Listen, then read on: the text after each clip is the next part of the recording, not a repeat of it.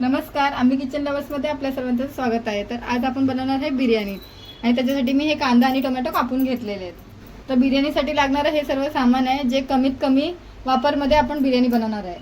Chicken बिर्याणीसाठी आपण 1/2 kilo chicken घेतलेलं आहे। मी स्वच्छ पाण्याने धुवून घेतलेलं आहे त्याला 2 ते 3 वेळा।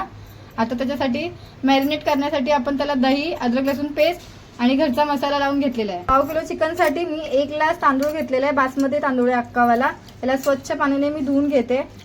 बिर्याणीसाठी फोडणीची तयारी करून घेऊ। त्यासाठी मी 2 चमचा तेल टाकलेलं आहे, एक टाकलं होतं, आता दुसरा पण टाकून घेतलाय।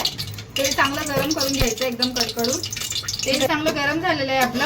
आता त्याच्यामध्ये मी तेजपत्ता आणि लवंग घालून घेतले, जिरा घालून घेतले, अद्रक लसूणची पेस्ट घालून घेते। आता हे सर्व चांगल्या प्रकारे भाजून झालेलं आहे।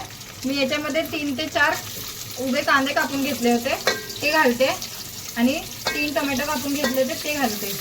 त्याला चांगलं बारीक एकदम मऊसूत भाजून घ्यायचं। कांदा टोमॅटो आपण जे घातला होता एकदम बारीक मऊसर असं शिजून झालेला आहे। त्याच्याबरोबरच मी इथे साईडला टोपामध्ये पाणी गरम करण्यासाठी ठेवलं आहे, त्याच्यामध्ये गरम पाण्याचाच वापर करायचा आहे। आता आपण याच्यामध्ये मसाले घालून घेऊ। बिर्याणी पावडर मसाला घातलाय, चिकन मसाला घातलाय आणि आपल्या घरचं जे लाल तिखट आहे ते घालून घेतलेलं आहे।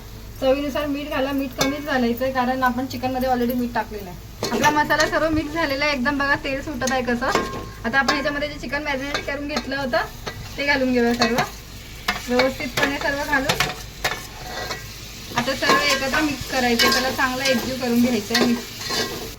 चिकन आता एकदम मिक्स झालेलं आहे, मसाल्याला एकदम तेल सुटलंय। आपण जे तांदूळ धुवून घेतलं होतं आता ते टाकून घेऊ त्याच्यामध्ये।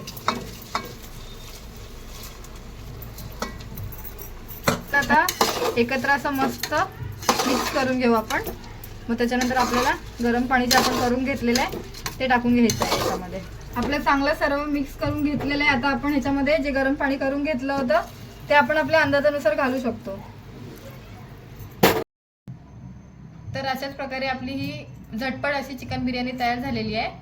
खरं तर ही रेसिपी माझ्या सासूबाईंची आहे, त्यांनी मला शिकवलेली आहे, तर मलाही वाटलं की मी तुमच्यासोबत शेअर करावी म्हणून मी शेअर केलेली आहे।